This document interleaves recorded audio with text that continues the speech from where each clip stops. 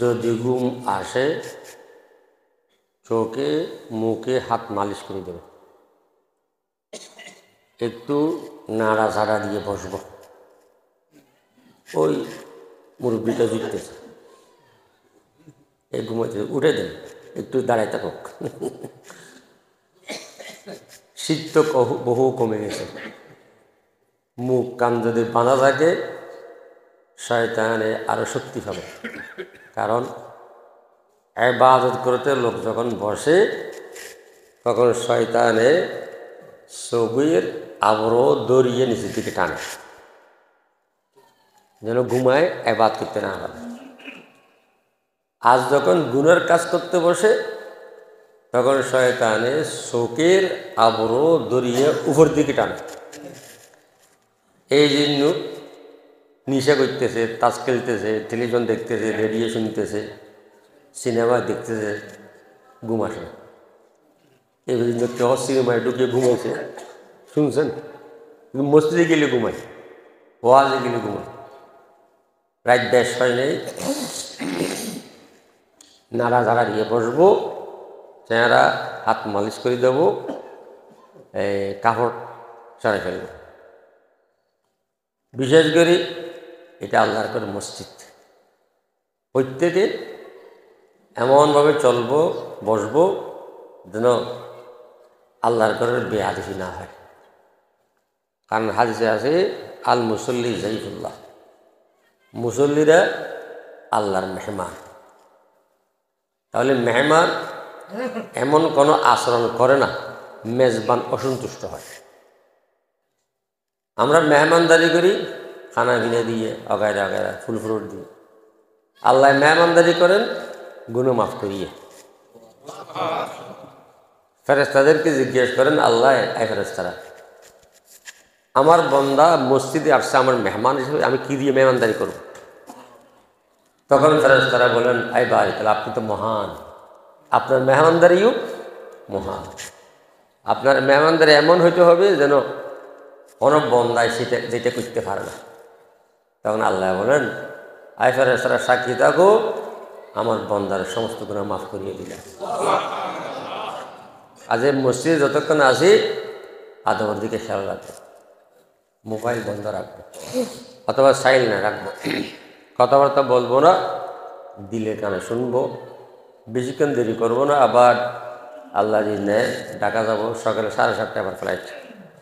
এই আমার বাতিজা মুফতি আবদুল্লাহ সাহেব টিকিট করে দিচ্ছে, গতকাল আসছি 3:30 বাজে, আগে উঠে 7:30। দেশের মধ্যে প্রোগ্রাম থাকে। বিশেষ করে আসলে আমার আশাটা দিল্লির থেকে বলতেছি, আউস সাউজুর দোয়া নেওয়ার মনে হয় না আবার আসি দেখব। তবে আমি ভাবতেছি উনি শরীরটা একদম পড়ে গেছে, অনেক পড়ে গেছে। আমার বাজির রহমতুল্লাহ আলাইহ মুসলিমদের জন্য খোলফা ছিলেন। দুই একজন আছেন, একজন আরবি শেখ বশির আশরাফ, কাতার আছেন, এগুলো সহ বর্মায় আছে 3 জন, সৌদি আরব আছে, প্রায় মারা গিয়েছে। এখন শুধু ঢাকার মুফতি আউসি ইসলাম আছেন, মাওলানা হুসাইন আহমদ আছেন।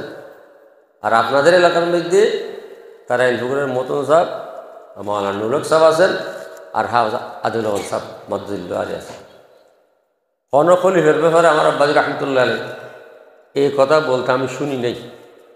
হাফেজ আব্দুল্লাহর ব্যাপারে আমাকে বলতো, ইবে তুমি দোয়া লিলি, আমাদের চট্টগ্রামের ভাষা, ইবে খুব জাকের সাকের, সবসময় তার কলব জিকিরে থাকে।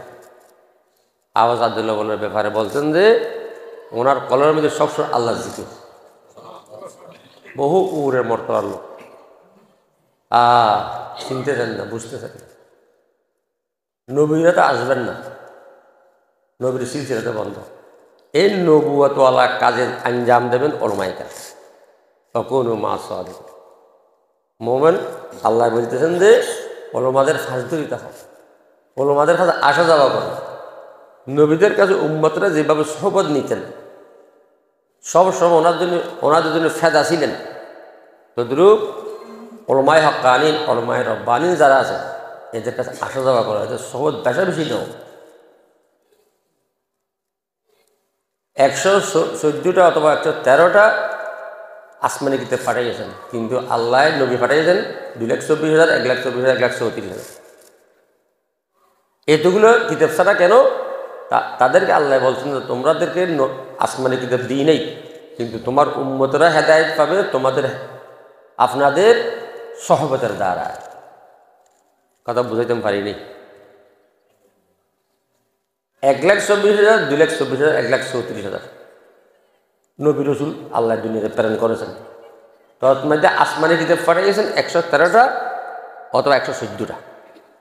তাহলে নয়া শরীয়ত পাইয়েছেন যে 113 জন অথবা 114 জন রসুল, বাকিগুলোকে আসমানি কিতাব দেন নাই। তো তাদের উপর হুকুম ছিল যে আপনার উম্মতদেরকে হেদায়েত বাণী পৌঁছাবেন, হেদায়েত দিকে ডাকবেন, তারা হেদায়েতে আফতা হবে, হেদায়েত প্রাপ্ত হবে সহবতের দ্বারা। কিসের দ্বারা? সহবতের দ্বারা। কথা বুঝছেন তো? কাজেই এদেরকে কদর করবেন। যারা এখনো বাইত হন নাই ওনার হাতে বাইত হবে। বর্তমানে কাদিয়ানীদের শাখা বিভিন্ন রূপ ধারণ করতেছে। এই আহলে হাদিস এটাও একটা কাদিয়ানীদের শাখা, মনে রাখবেন। আহলে হাদিস বলতেছে না, এটা একটা কি কাদিয়ানীদের অংশ, শাখা। আপনারা যারা মুরব্বী আছেন, আপনারা হাত কেন উঠাইলাম না, হাত কেন এখানে মারলাম না, আমিন কেন বড় করে বললাম না, সূরা ফাতিহা কেন ফটলাম না, এইগুলোর কোনো উত্তর দেবেন না। এগুলোর কোনো উত্তর দিবেন ভাই, আমি তো অজ্ঞ মানুষ, আর যখন লেখাপড়া আমার কাছে নেই। আপনি যদি জানতে চান বড় কোনো মুফতির মোবাইল বন্ধ রাখেন, হয়তো জরুরি না। আপনি যদি জবাবগুলো জানতে চান তাহলে বড় কোনো মুফতির কাছে যাবেন। তবে আমরা ওলামায়ে দিওবানের অনুসরণ করব, অনুকরণ করব। তারা যদি জাহান্নামে যায় আমরা জাহান্নামে যেতে রাজি আছি। তারা এত মেহনত করার পরও যদি বেশ যাইতে না পারে, আমি বেশ যাইয়ে কী করব? কথা আমার বাইকটা কথা আর কি, কারণ হাদিস দিয়ে তো কোনো কিছু দিতে পারবেন না, উত্তর দিতে পারবেন না। কথা বুঝছেন? কথাটা বুঝতেছেন? এই মনে রাখুন। এখন আখির জামানার খুব ফিতনা, খুব ফিতনা, খুব ফিতনা, খুব ফিতনা। ইমান বাঁচান বহু মুশকিল হয়ে যাবে। আল্লাহ সবাইকে হেফাজত করে। আলহামদুলিল্লাহ, আলহামদুলিল্লাহ নাহমাদুহু ওয়া নাস্তাঈনুহু ওয়া নাস্তাগফিরুহু ওয়া নু'মিনু বিহি ওয়া নাতাওয়াক্কালু আলাইহি ওয়া নাউযু বিল্লাহি মিন শুরুরি আনফুসিনা ওয়া মিন সাইয়্যাতি আ'মালিনা। من يهده الله فلا مضل له ومن يضلله فلا هادي له ونشهد أن لا إله إلا الله ونشهد أن محمدا عبده ورسوله. اللهم صل على محمد وعلى آل محمد كما صليت على سيدنا إبراهيم وعلى آل سيدنا إبراهيم إنك حميد مجيد. اللهم بارك على محمد وعلى آل محمد كما باركت على سيدنا إبراهيم وعلى آل سيدنا إبراهيم إنك حميد مجيد. أما بعد فأعوذ بالله من الشيطان الرجيم. بسم الله الرحمن الرحيم. فويل للقاسية قلوبهم من ذكر الله أولئك في ضلال مبين. قال رسول الله صلى الله عليه وسلم جددوا إيمانكم. قالوا كيف نجدد إيماننا يا رسول الله؟ قال أكثر ذكر لا إله ইল্লাল্লাহু মুহাম্মাদুর রাসূলুল্লাহ আও কামা ক্বালা an-নাবিয়্যু আলাইহিস সালাতু ওয়াস সালাম। মুআজ্জাজ মুহতারাম মুরব্বিয়ানে কেরাম, মুসল্লিয়ানে ইজাম, উলামায়ে কেরাম, আপনার থেকে দোয়া পাওয়ার আশায় বিশেষ করে সৌদের মকদুল্লাহ আলী থেকে দোয়া পাওয়ার আশায় আপনাদের সামনে বসেছি। এই জন্য সকালে দেখতেছি আলহামদুলিল্লাহ। আপনারা শুকর আদায় করেন। আমার মতো আপনাদের মতো অনেক লোককে আল্লাহ দোকানে বসায় রাখছে, গল্প গুজবে বসায় রাখছে, মদ জুমায় বসায় রাখছে, তাজকালায় বসায় রাখছে, রেডিও টেলিভিশনে বসায় রাখছে। আল্লাহর খাস রহমত, বিশেষ দয়া আপনাদের কি এইখানে আসার জন্য এই সিনের মধ্যে একটা ইমানের চারাক আছে। চারাক, ইমানের চারাকের মধ্যে তেল দেওয়ার জন্য, ইমানের জ্যোতি বাড়ানোর জন্য, ইমানের শক্তি বাড়ানোর জন্য, এখানে আসার জন্য, বসার জন্য, কিছু আখিরাতের কথাবার্তা শোনার জন্য আল্লাহ আপনাদেরকে তৌফিক দিয়েছেন। এই জন্য শুকর দেখেন আলহামদুলিল্লাহ। যার ঈমান যত শক্তিশালী, যার ঈমান যত মজবুত, মনে রাখবেন সেই ততই গুণোত্তম বেঁচতে পারবে। কারণ আমাদের এই সিনের মধ্যে দুইটা ইঞ্জিন আছে, দুটো কম্পিউটার আছে। একটা বেহেশতের, যার নাম রু বা কলম, একটা জাহান্নামের, যার নাম নফস। অনেক লম্বা তফসিল কথা আছে। এখন বলেন হুজুর দুটোটা কেন দিয়েছেন? এটা তো আল্লাহই বলতেন, আল্লাযী খালাকাল মাউতা ওয়াল হায়াতা লিয়াবলুয়াকুম আইয়ুকুম আহসানু আমালা। অবন্ধের দুনিয়ার হায়াতের মধ্যে তোমাদেরকে ফাটাইতেছি, এটা হলো ইমতিহান গা, পরীক্ষার হল। পরীক্ষার কি হল? এই পরীক্ষার মধ্যে ফাঁস হয়ে আসতে পারলে ব্যস্ত পাইবে। আল্লাহ বলছে, অবন্ধা তোমার কলব যদি শক্তিশালী থাকে, তোমাকে টানিয়ে মসজিদে আনবে, তোমাকে টানিয়ে আল্লাহ মাদ্রাসায় আনবে, তোমার কলবের মধ্যে উলামাদের মহব্বত দান করবে, তোমার কলবের মধ্যে উলামাদের মহব্বত দান করবে, মওতের ভয় আনি দেবে, হাসরের ভয় আনি দেবে, পরে খালি একটা চিন্তা আনি দেবে। এই জন্য কলবকে সবসময় ফাড়া দিতে হয়, রুহকে সবসময় ফাড়া দিতে হয়। যদি কলব দুর্বল হয়, তখন মনে করবেন, মনে রাখবেন নফস সবল হয়ে যাবে। নফস যখন সবল হবে, আপনি আকারে মানুষ থাকবেন, কর্মে ফসু হয়ে যাবেন। মানুষের হাত ট্যাং সব ঠিক থাকবে, কিন্তু আপনার ভিতরে কোনো ধরনের অনুশাসন, অনুপ্রেরণা থাকবে না। গরু ছাগলের মতো খাবেন আর ঘুমাবেন। কবর কুটতেছে, তার বাপ মারা গেছে, কিন্তু তার কাছে একটা ভয় নেই, অনুভূতি নেই। খবর করতেছে তার ভাই দাদা, কিন্তু তার কাছে একটা অনুভূতি নেই। অ্যাক্সিডেন্ট মারির তেলে একজনকে দিতেছি, কিছুদিন পর আমাকেও দেবে।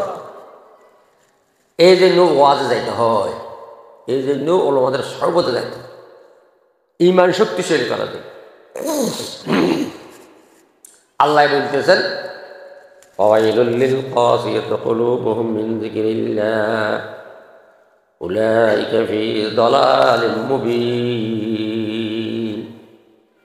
6666 আয়াতের এক আয়াতের অর্ধেক। আয়াত পুরো পড়লে আমি একটু অসুস্থ হয়ে গেছি, গলা বেশি ডিস্টার্ব করতেছে, এই জন্য অর্ধেকটা ফুললাম। আল্লাহ তৌফিক দিলে আপনারা দোয়া করলে ইনশাআল্লাহ মুখতসর কিছু বলে শেষ করে। এই অর্ধেক আয়াতটা বুঝার জন্য একটা ছোট্ট ভূমিকা শুনতে হবে। এটা কি? যদি রুচি না থাকে, জিলিকার মধ্যে কি না থাকে, রুচি না থাকে, স্বাদ না থাকে, ঘুম যদি ঠিকমতো না হয়, ঠিকমতো যদি হজম না হয়, শরীরে যদি অশান্তি লাগে, তাহলে আপনার বুঝতে হবে শারীরিক রোগ হয়েছে, বুক চলে গিয়েছে। তাহলে কি করতে হবে? কোনো মেডিসিন প্রফেসরের কাছে যাইতে হবে, রোগ সম্বন্ধে বলতে হবে, ওষুধ খাইতে হবে। ওষুধ খাইলে রোগ চলে যাবে, বুক আসে। এতটুকু কথা বুঝছেন? কথা বুঝছেন? তদ্রুপ এই সিনের মধ্যে যে একটা বেসের ইঞ্জিন রু আছে, রুতে যখন নাকি রোগ হবে, কেমনি বুঝবেন? রুতে যখন কি হবে? রোগ হবে। কথা বুঝতেছেন? কারো পাশে কেউ জুড়লে তাকে একটু ধাক্কা দেন যেন না জুড়ে। আমি এত কষ্ট করি, কোথায় চিটাং, কোথায় আমার ভাই মুফতি আবদুল্লাহ সাহেব টিকিট পেয়ে প্রায় 10,000-11,000 টাকা চিটাং বাড়ির থেকে গিয়াতে আসছি, এয়ারপোর্টে ওইখান থেকে টাকার থেকে আবার এই তার বাসায়, ওইখান থেকে আজকে আবার এত কষ্ট করি আমি আসলাম।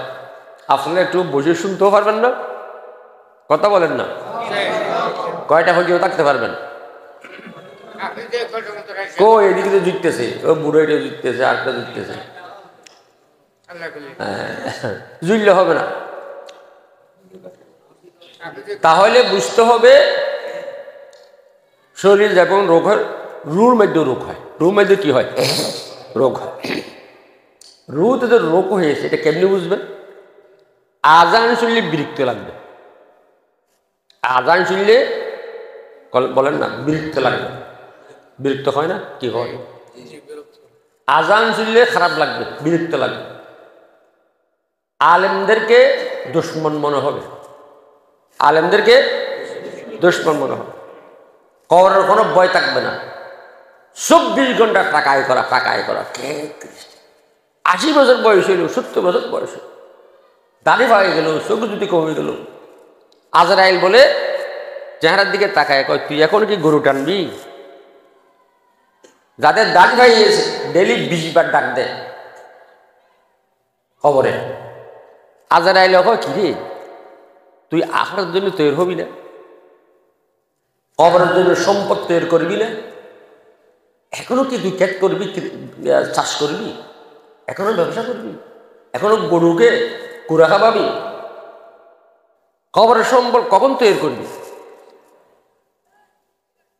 আমাদের মধ্যে অনেক মুরব্বী আছে, দুঃখ লাগে আমার, আর ওনাদেরকে মহব্বত করেন। ছেলেদেরকে কষ্ট করিয়ে বড় করেছেন, লেখাপড়া করাইছেন, মাস্টার্স পাস করাইছেন, অনার্স পড়াইছেন, এখন পড়ার শেষ, সে চাকরি করে আর আপনি ঘরের কাজ করতেছেন, বাজার করতেছেন তার বউর জন্য, তার ছেলে সন্তানের জন্য। আপনার বাজার আপনি কখন করবেন? মক্কা শরীফের মধ্যে, মদিনা শরীফের মধ্যে আরবিরা 40 বছর হওয়ার সাথে সাথে ঘর গৃহস্থী কাজ কাম সব ছেলেদেরকে বুঝিয়ে দেয়। তারা শুধু মসজিদে নবীতে বসে থাকে, জিয়ারত করে, কোরআন তেলাওয়াত করে। আমাদের বাঙালিদের লোভ বেশি। আর ইনসান হারিসুম ফি মামুন, যত বয়স বাড়ে তখন তাদের কি দুইটা হেরস বাড়ে, দুইটা লালচ, দুইটা লোভ বাড়ে। একটা হলো হায়াতের লোভ, আমার হায়াত যদি আরো 80 বছর থাকতো। আরেকটা হলো মালের লোভ। আরেকটা হলো কি? মালের লোভ। আল্লাহ হেফাজত করুন। টাকার জন্য কান্দা নিয়ে আসে, ছেলের জন্য কান্না আসে, বউর জন্য কান্না আসে, ঘরের জন্য কান্না আসে। যে খোদায় আমাদেরকে দোনোটা হাত দিলেন, দোনোটা চোখ দিলেন, দোনোটা কান দিলেন, একটা জিহ্বা দিলেন, একটা নাক দিলেন, আমাদের কিডনি দিলেন, হাড় দিলেন, এত কিছু আল্লাহ দেওয়ার পর আল্লাহর জন্য কেন কান্না আসে না? আল্লাহর জন্য কেন মন জ্বলে না? আল্লাহ বলে তো বন্দা, তুই এত নাফরমানি কেমনি করতে পারো?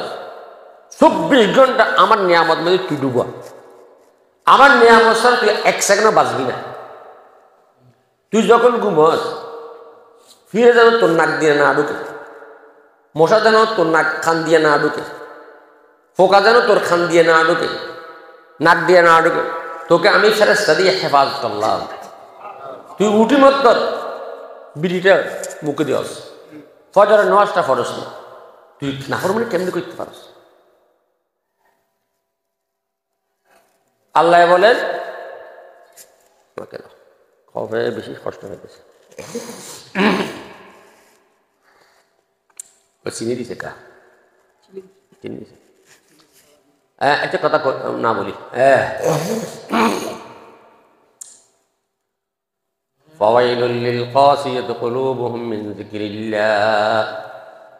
আল্লাহ বলেন যার কলবের মধ্যে আল্লাহর ইয়াদ নেই, আল্লাহর জন্য মন জরুরি নেই, আল্লাহর ইয়াদ নেই, আল্লাহর স্মরণ নাই, আকারে মানুষ হলেও কর্মে পশু হয়ে গেছে, আল্লাহ বলেন যে এমন লোক বরবাদ হয়ে গেছে।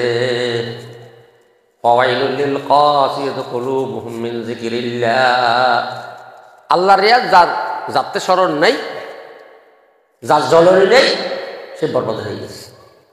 উলাইকা ফি দালালিন মুবিন, প্রকাশ্য গোমরাহ হয়ে গেছে।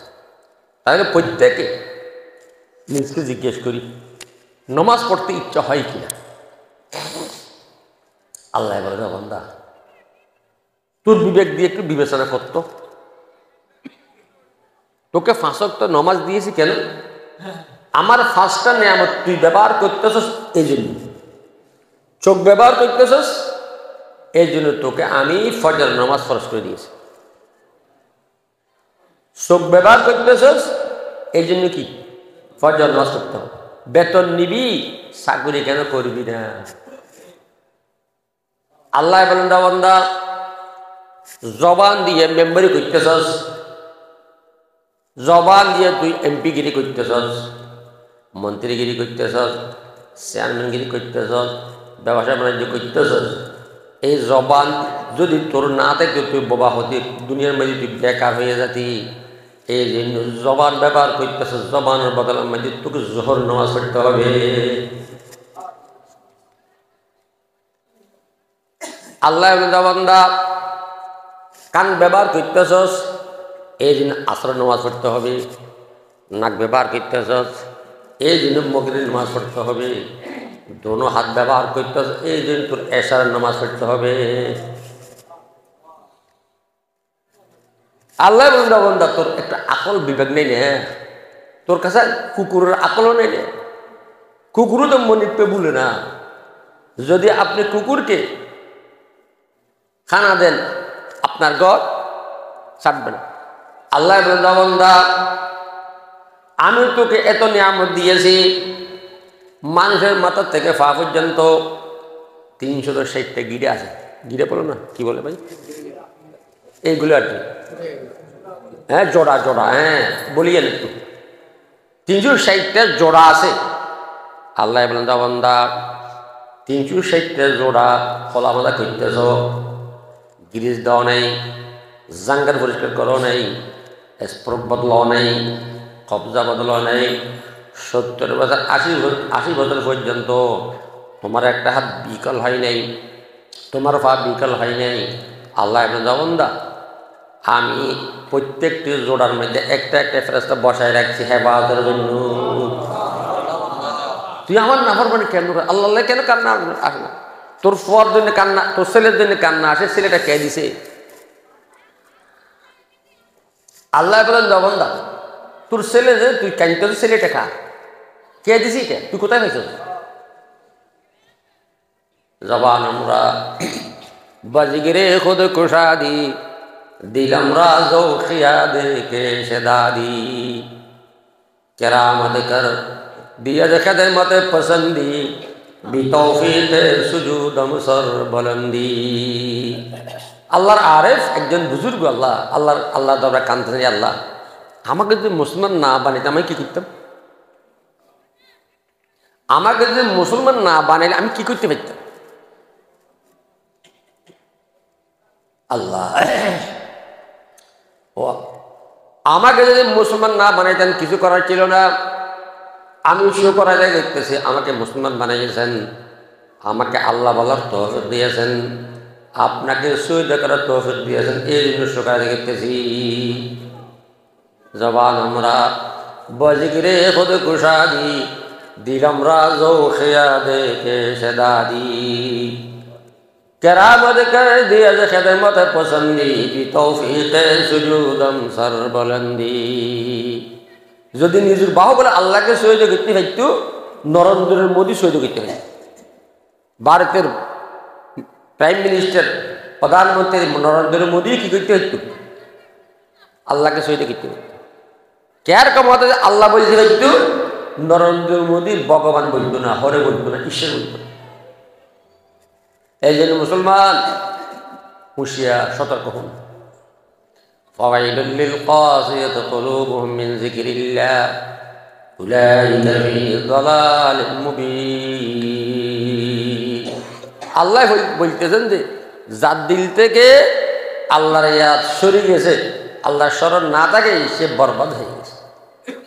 এখন প্রত্যেকে বুঝবেন এটা কি যদি নামাজ পড়তে ইচ্ছা না হয় আল্লাহ যদি কান্না না আসে আল্লাহর মহব্বত যদি না থাকে তাহলে বুঝতে হবে আপনার রূহ কলম নষ্ট হয়ে গেছে রোগ আক্রান্ত হয়ে গেছে কিসের রোগ দুনিয়ার মহব্বতের রোগ টাকা পয়সার মহব্বতের রোগ ছেলে সন্তানের মহব্বতের রোগ জায়গা জমির মহব্বতের রোগ বাড়িঘরের মহব্বতের রোগ এই সমস্ত রোগের দ্বারা কলব আল্লাহ রোগ আক্রান্ত হয়ে গেছে এতটুকু বুঝছেন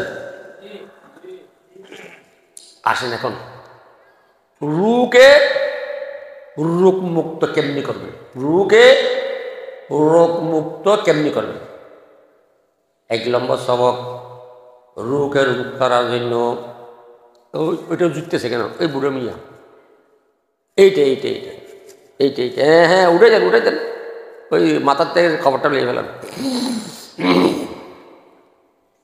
এক নম্বর রোগকে রোগমুক্ত করার ঔষধ এক নম্বর ঔষধ রোগকে রোগমুক্ত করার জন্য সকালবেলা অথবা বিকেলবেলা নিরঞ্জনে একলা কেবলামুখী হয়ে বসবেন মাথায় একটা রুমাল দেবেন চোখ দুটোটা বন্ধ করবেন মনকে বলবেন যে এই মন আমি মরে গিয়েছি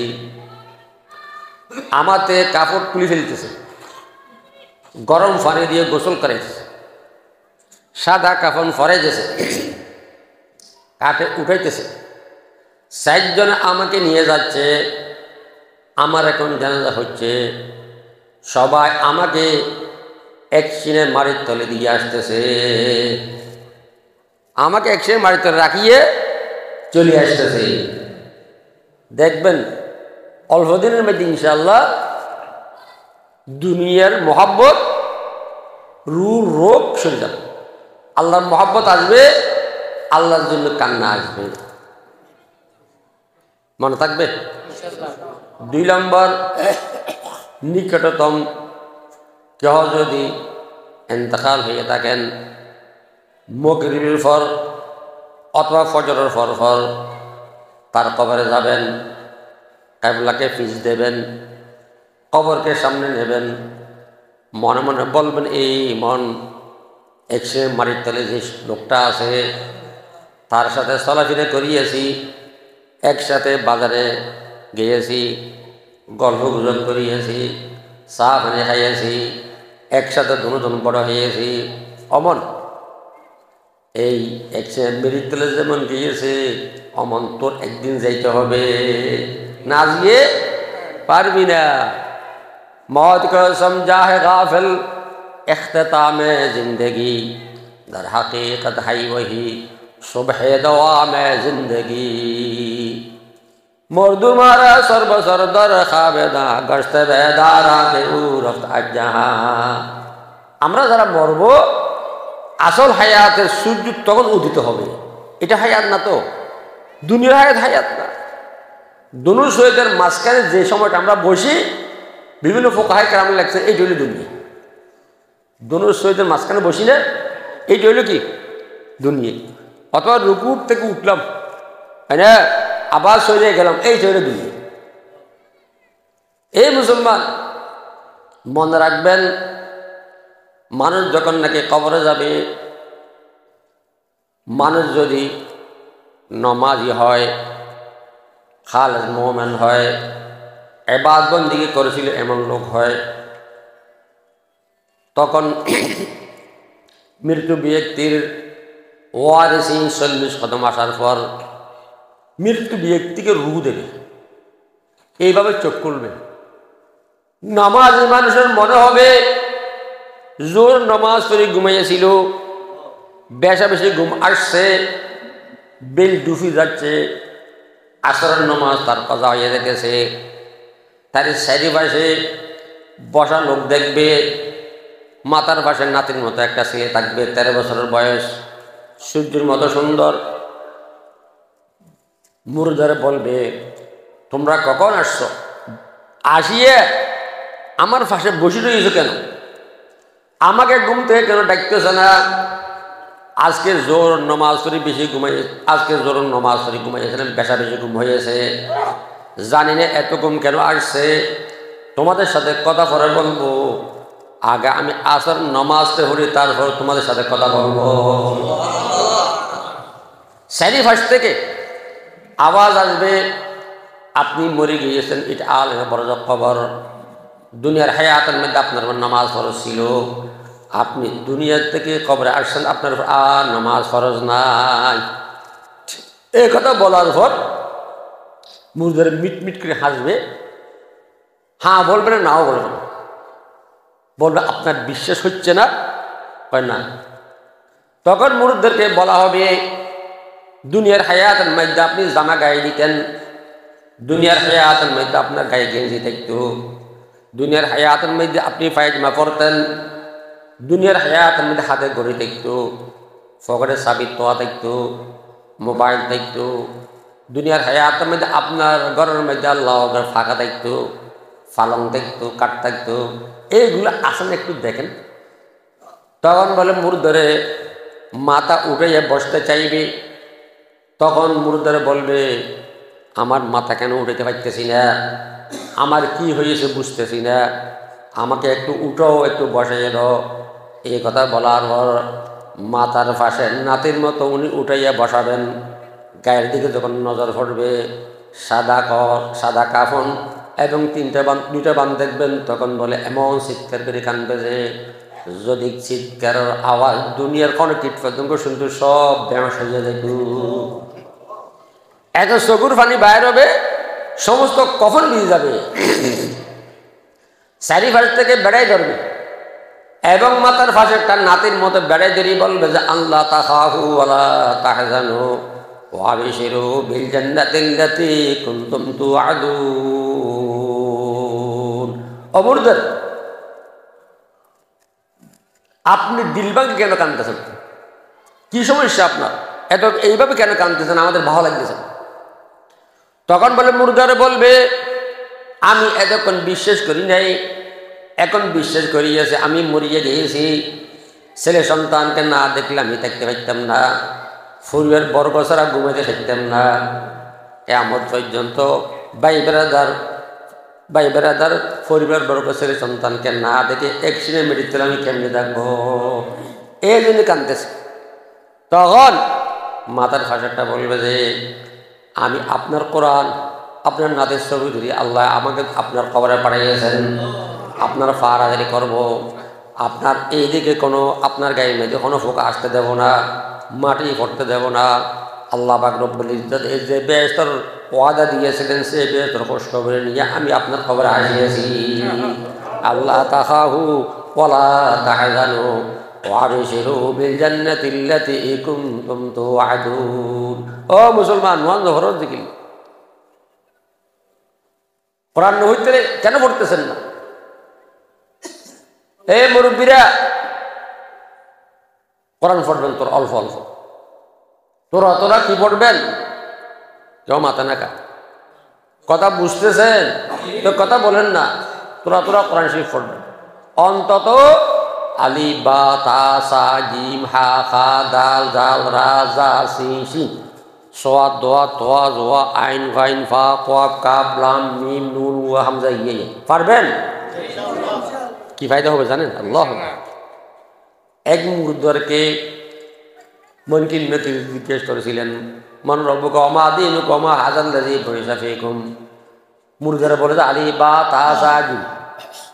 আবার মুনকির নকির জিজ্ঞেস করেছে, মান রব্বুকা ওয়া মা দীনুকা ওয়া মা হাযাল্লাযী বুইসা ফীকুম। আবার বলে আলী বা তা, তিনবার জিজ্ঞেস করছে।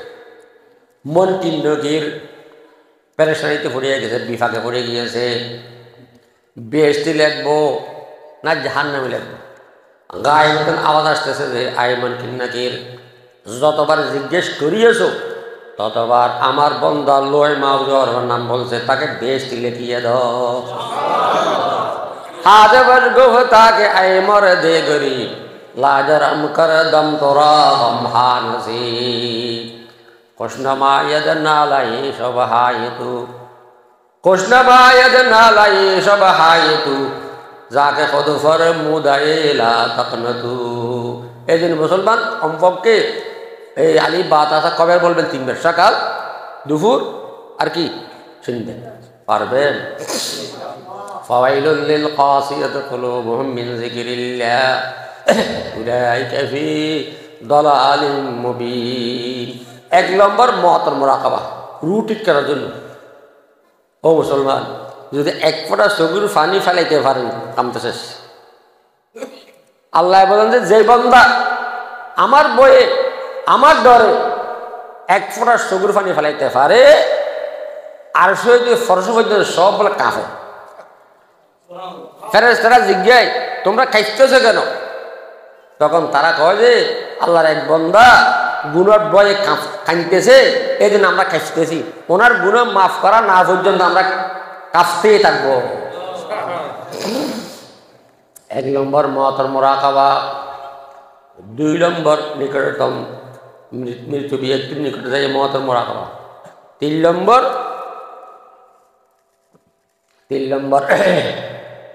15 দিনে একবার অথবা 1 মাসে একবার একা রুমে থাকবেন, উত্তর দক্ষিণ হয়ে ঘুমাবেন, মশারি টাকবেন না, ফাঁকা চালাইবেন না, বালুস রাখবেন না।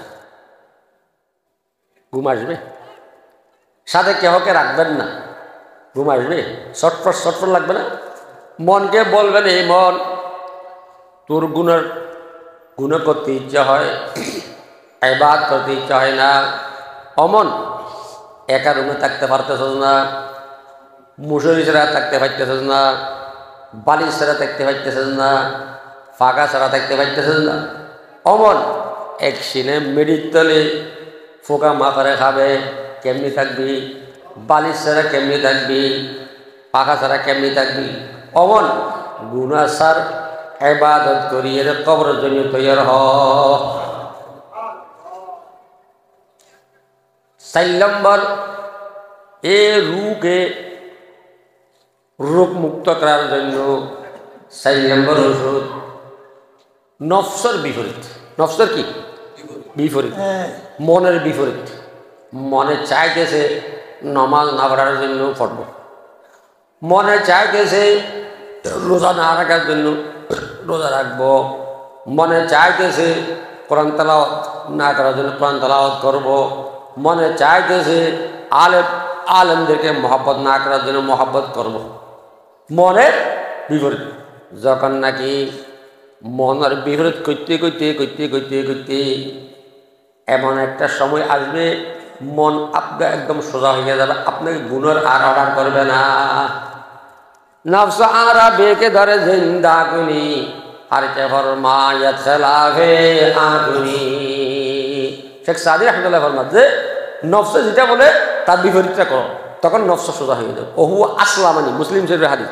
সে আম্বিয়া মুহাম্মদ রাসূলুল্লাহ সাল্লাল্লাহু আলাইহি ওয়াসাল্লাম ইরশাদ ফরমাইয়েছেন, আমার কাছে নফস আছে কিন্তু আমি কি করে ফেলছি? মুসলমান বানিয়ে ফেলছি। আমাকে আর উল্টা ছিল কি করতে পারে না, অর্ডার করতে। ওহু আসলামানি। হযরত ইউসুফ আলাইহিস সালাম জোলাইখা ফুসলাইতে খাস কামড়ায় নিয়ে গেছেন, খাস রুমে নিয়ে গেছেন, 60টা তালা মারিয়া শেষ পর্যন্ত আল্লাহ মন্ত্রদম তু মনসুদি মঞ্জাসুদম তু জাসুদি তাকাসনাবু ইয়াদা বাদাজি মন্দি গরম তলি গরি। জোলাখায় বলতেছে যে আই ইউসুফ, আমি তুমি ছাড়া চলতে পারতেছি না। তুমি ফানি এলি আমি মাছ, আমি মাছ হলে তুমি ফানি।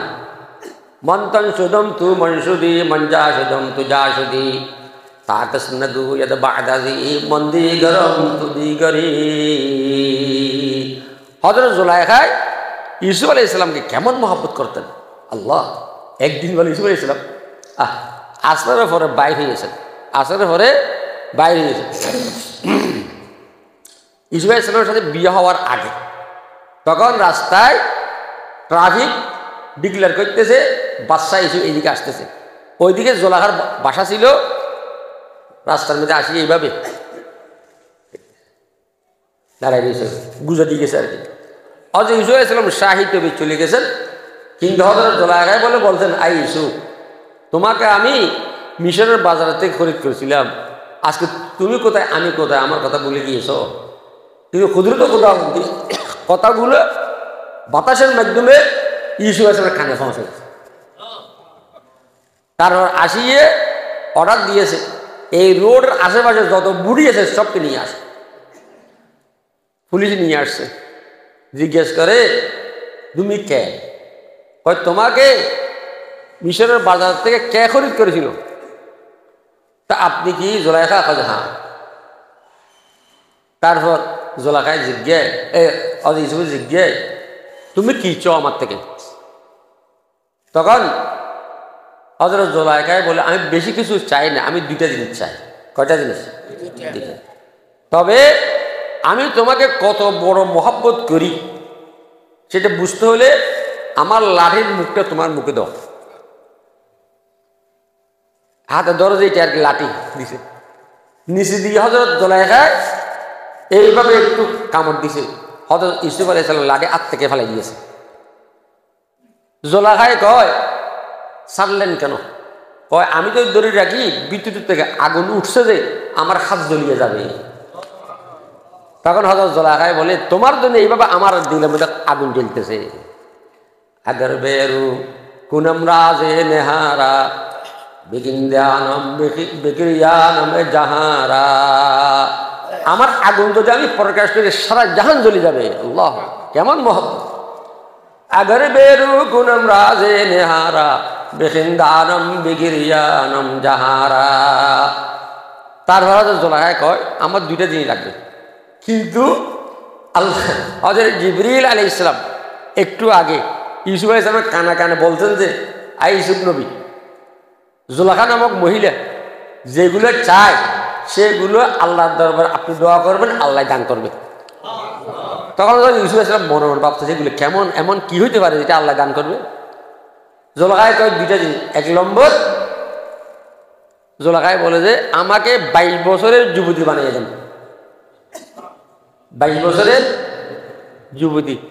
উঠেছেন আল্লাহ, আমি তো বুঝতেছি না, আমাকে আপনি বলছেন দোয়া করার জন্য।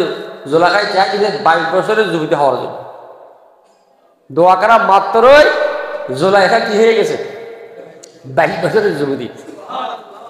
তারপর আরেকটা বলে জিজ্ঞেস করবে করবে করবে না, এখন তো বুঝতেছে কি চাইবে। তখন হযরত ইউসুফ আলাইহিস সালাম বলেন আই জুলাইখা আরেকটা কি? 22 বছরের যুবতীর জন্য 22 বছরের যুবক দরকার। ইউসুফ আলাইহিস সালাম চুপ হয়ে গেছে, কিছু বলে না। তখন হযরত জিবরিল বলেন আই ইউসুফ নবী, আপনার সাথে জুলাইখার সাথে আল্লাহ আরশের মধ্যে আগদ ফড়াইয়ে দিয়েছে। দুনিয়ার মধ্যে দুইটা মহিলার আগদ কোথায় হয়েছে? আরশের মধ্যে। একটা হইল হযরত জুলাইখা, আরেকটা হইল সৈয়দুল আম্বিয়া মুহাম্মদুর রাসূলুল্লাহ সাল্লাল্লাহু আলাইহি ওয়াসাল্লাম ফুফু তুবাই জাইনবের সাথে। এটা অনেক লম্বা স্টোরি। আল্লাহ আগদ উপরে ফড়াই দিয়েছে। কথা বুঝে আসছে তো?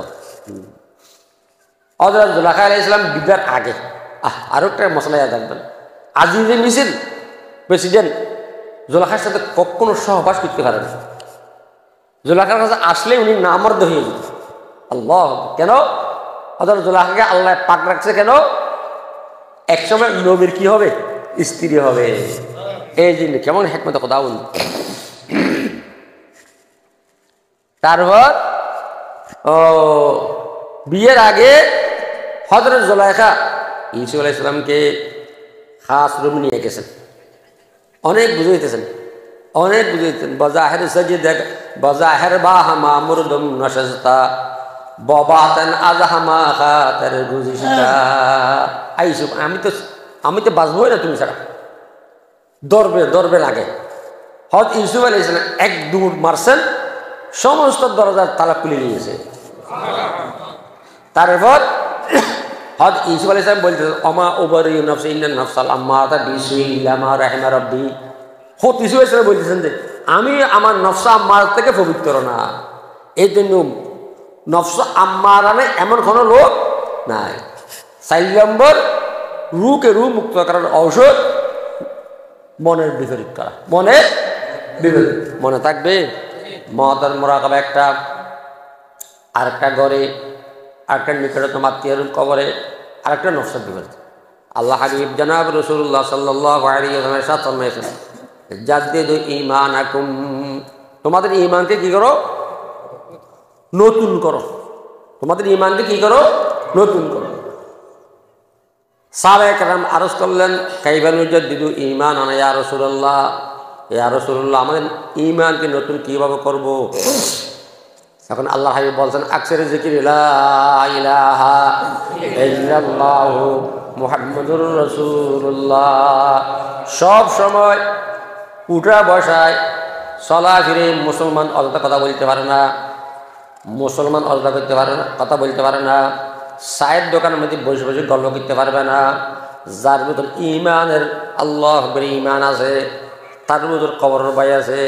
যার কাছে কবরের ভয় আছে, কবরের ভয় আছে, সে উল্টা সিধা বেফায়দা কথা বলতে পারবে না। আগামী মাসের ৫ তারিখ একটা লোকের ফাঁসি, সে কি ঘুমাইতে পারবে? সে কি পেট ভরে খাইতে পারবে? তদুরূপ যে মুসলমানদের কলবের মধ্যে ঈমান আছে, এই ঈমানকে কিভাবে আল্লাহু আকবার মজবুত রাখবো, এই ঈমানটা নিয়ে কিভাবে কবরে যাব, সবসময় ফিকিরে থাকতে হবে। কাজে ঈমান তাজা করবে, চলাফিরে সবসময় জিকির করবেন লা ইলাহা ইল্লাল্লাহু মুহাম্মাদুর রাসূলুল্লাহ।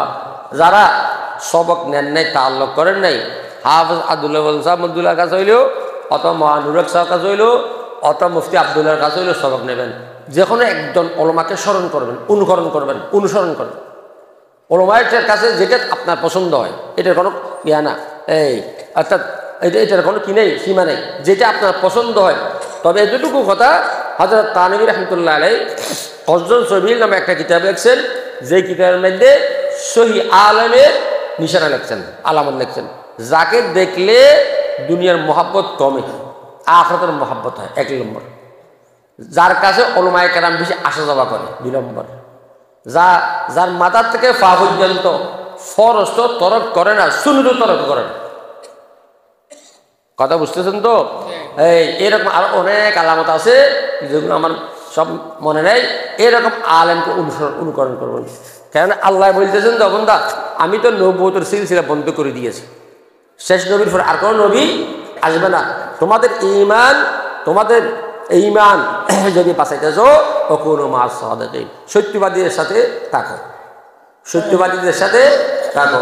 এই জন্য আল্লাহ বেশি দোয়া নেবেন। বহুত উপরের লোক উনি। আমাদের আকাবেরদের একটা নিয়ম, গলার মধ্যে ফুলের মালা দেয় না। গলা কি দেয় না? ফুলের মালা দেয়, সমস্যা নেই।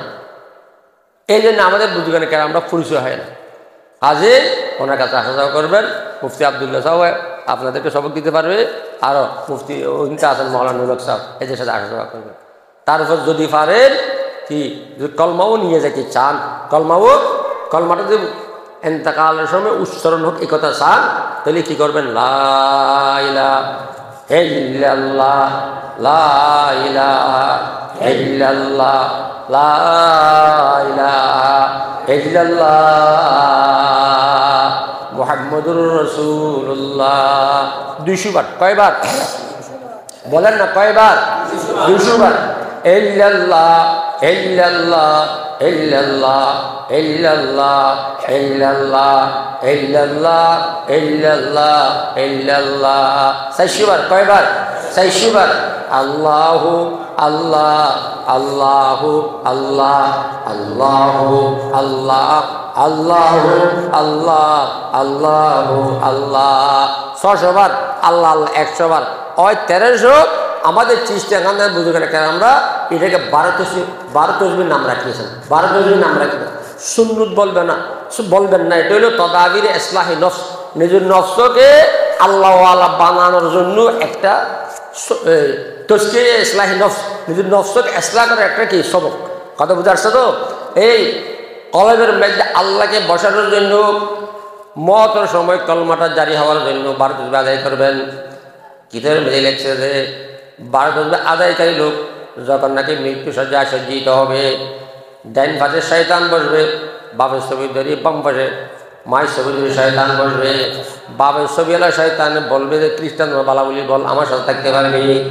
মায়ের ছবিওয়ালা শয়তান বলবে নসরত বালাবলি বল আমার সাথে থাকতে পারবি ছেলে বাপটা শুনবে না মারটা শুনবে কিতাবের মধ্যে আছে যারা যা খেলবেন তার সামনে 70,000 রহমতের ফেরেশতা আসিয়া দাঁড়াবে দোনো ফাঁস থেকে শয়তান সরে যাবে এবং রহমতের ফেরেশতারা বলবে এই জাকের বান্দা তুমি দুনিয়া থেকে চলে যেতেছো আমার জবানে কালমা পড়ো লা ইলাহা ইল্লাল্লাহ মুহাম্মাদুর রাসূলুল্লাহ কলমাটা যে নিয়ে যেতে চান 12 তসবিহ আদায় করবেন ও মুসলমান ও মুরব্বীরা দাড়ি আর কখন রাখবেন দাড়ি বিহীন যদি কবরে যান রসুলকে চিনতে পারবেন যদি চিনতে না পারেন কেমন হবে বলেন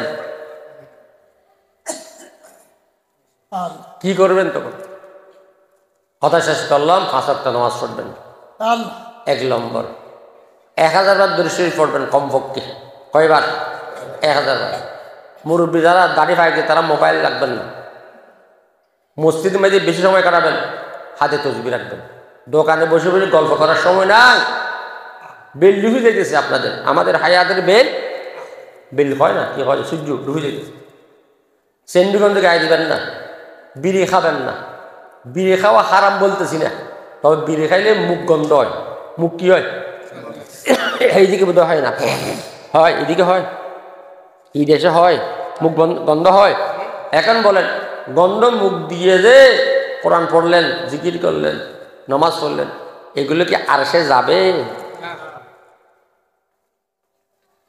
অনেক মানুষ আছে বিড়ি মুখে দিয়ে পায়খানায় যায় কুকুরের মতো কুকুরে খায় আর পায়খানা করে এই কাজ করবেন না মুখে বিড়ি দিয়ে ঘুমাবেন না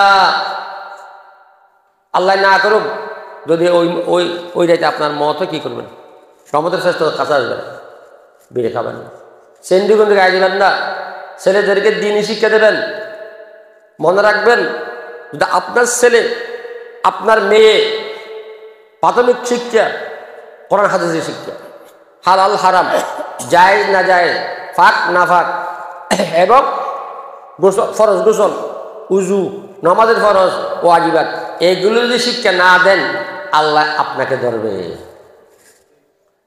এই জন্য আমার আব্বাজি রহমতুল্লাহ আলাইহি উনি এক মুরিদকে জিজ্ঞেস করেছিল বাবা তোমার কাছে চা আছে না ছেলে আছে চা আছে কথা বুঝতেছেন না ছেলে আছে উনি জিজ্ঞেস করেছিলেন হুজুর ছেলে মানে কি চা মানে কি তখন আমার আব্বাজি রহমতুল্লাহ বলছিলেন বাবা তুমি কবর যাওয়ার পর যে তোমার ছেলে যে সন্তানে তোমার জন্য এটা দরুদ সূরা ফাতিহা সূরা ইখলাস আয়াতুল কুরসি সূরা ইয়াসিন পড়িয়ে তোমার জন্য সওয়াব পৌঁছাবে এটা হলো ছেলে আর এটা যে ফুটতে না পারে না জানে এটা হলো কুত্তার চা ইয়েলো চা মুরগির চা সাপের চা বেজির চা এখন কন্ট্রাক্ট রেখেছেন গাধার মতো কাটতেছেন একটা ভালো দামে কাপড় গায়ে দিতেছেন না একটা ভালো দামে লুঙ্গি পরিধান করতেছেন না ছেলের জন্য হজ করতেছেন না পয়সা খরচ হবে বলে কিন্তু আপনার জন্য কি করতেছে আপনার কবরে ছেলে যাবে সম্পদ যাবে মিসওয়াক করবেন জিকিরের সাথে থাকবেন মিসওয়াক করবেন তারপর